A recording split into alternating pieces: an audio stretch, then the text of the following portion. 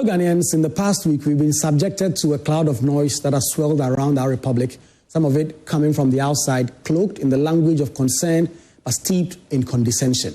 And much of it also rising from within, in voices that paint the suspension of the Chief Justice as though it were a political ambush, a witch hunt, a hounding of the very head of our judiciary. Both streams of noise are dangerous because both distract from the only thing that matters, the Constitution of Ghana, which is being followed to the letter in this matter. Let us set the record straight. Article 146 of the 1992 Constitution is not a footnote. It is not an advisory clause. It is the supreme law of the land, binding on all, from the clerk of the court to the highest judge of the land. It lays down with absolute clarity what must happen when a petition is brought against a justice of the superior courts, the heads of our independent institutions, or the Chief Justice herself. Citizens submit a petition, the Council of State examines it with the President. If it finds a prima facie case, in this case, in the case of the Chief Justice, the President has no discretion but to set up a committee. And once that committee is constituted, the President may suspend the office holder until these matters are concluded. This is a constitutional design. So when petitions were filed against Her Ladyship Justice Gertrude Tokono, and when the Council of State found a prima facie case together with the President, acting under Article 146(10)(a, did exactly what the Constitution gives him power to do. He suspended her and allowed the committee to do its work. That is law. That is due process. That is judicial independence in action. Yet, fellow Ghanaians, instead of looking at it from where we have come from, instead of looking at it with the patience of respect for the process, we've been hearing voices at home and abroad declaring that the Chief Justice is being persecuted. Abroad, we've heard from the Bar Council of England and Wales and the Commonwealth Lawyers Association, who issued a statement last week demanding, not suggesting, not urging, but demanding that Ghana, quote, immediately and without delay, unquote, reinstate the Chief Justice. Such imperial arrogance belongs to another century. It has no place in a republic that has been sovereign since 1957. But equally troubling are the voices within, voices that know this Constitution, voices that know that this Article 146 process has been used before, voices that now cry witch hunt only because the one in the dock wears the robes of Chief Justice. Let us remind ourselves, when Loretta Lamptey, the head of the National Commission on Civic Education, had her issues and a petition written against her for misconduct, Article 146 was triggered.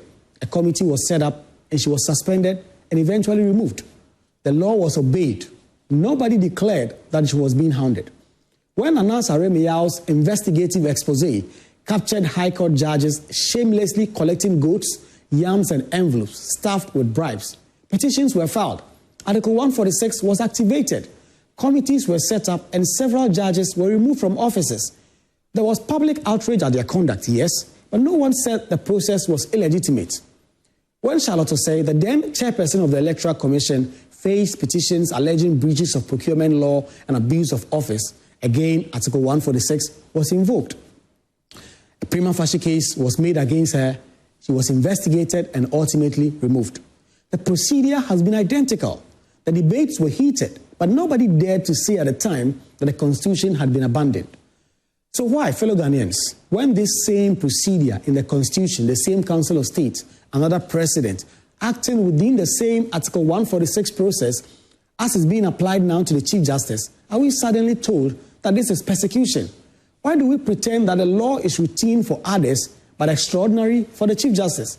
If anything, the very fact that a highest judicial officer is subject to the same process proves the strength of our democracy. It proves equality before the law. It proves that in Ghana, no one is beyond the reach of the Constitution. Let us not deceive ourselves. The suspension of the Chief Justice is in consonant with the Constitution. It is serious, although it is unsettling. It shakes public confidence, but it is not lawless. It is lawful. And if we undermine the process with cries of conspiracy, we do more harm to the judiciary than the petitions themselves. For what is more damaging to judicial independence, to apply the Constitution as written or to suggest that certain persons are too sacred to be touched by it? Fellow Ghanaians, I submit that this is not a witch hunt. This is not a coup against the bench. This is the Constitution doing what constitutions do, providing lawful means to redress lawful petitions. The Chief Justice has lawyers. She has access to the courts. In fact, she has already sought redress at the High Court, the Supreme Court, and even the ECOWAS Court of Justice. The committee itself is chaired by a justice of the Supreme Court. What more evidence of due process do we need? And so to those abroad who issue communiques dripping with colonial arrogance, we say respect our sovereignty. And to those at home who are whipping up hysteria about persecution, we say respect our constitution. This country is not a banana republic. Ghana is not a colony. Ghana is a sovereign republic governed by a constitution that applies to all. Let us not be hypocrites.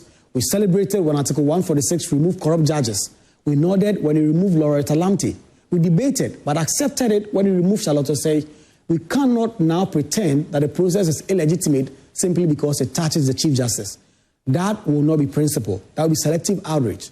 Fellow Ghanaians, let the Constitution do its work. Let it speak. Let the process run its course. Let the committee finish its work. And let the courts decide the applications before them.